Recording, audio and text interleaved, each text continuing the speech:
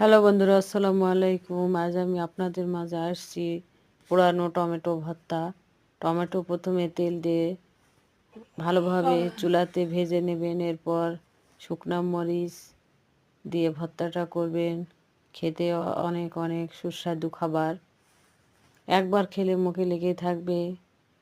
5-6টা রসুন কোয়া দিবেন, কাঁচা মরিচ দিবেন, এরপরে কাঁচা পেঁয়াজ এবং শুকনা মরিচ দিয়ে টমেটো হাতে ভর্তা করবেন। দেখেন, টমেটোটা আমি কেটে নিয়েছি এবং তেলে ছেড়ে দিচ্ছি।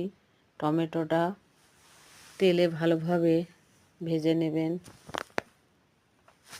এরপরে টমেটো ভাজার পরে তুলে নেবেন।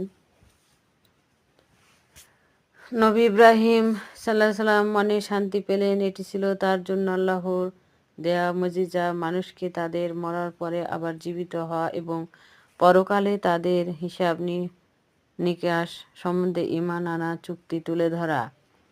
ইব্রাহিম মরুর মুরগ, কবুতর, কাক এই 4টি পাখি জোগাড় করলেন। মনের মতো করে সেগুলোর নাম দিলেন।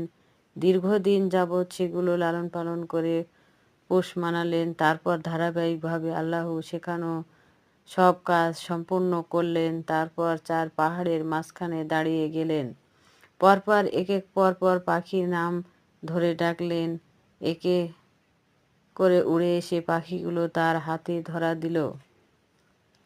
ঈমানের বিষয়গুলো বিশ্বাসের ব্যাপার, অন্তর দিয়ে তা অনুভব করতে হয়, অন্তরই তা সব সময় ধরে রাখতে হয়।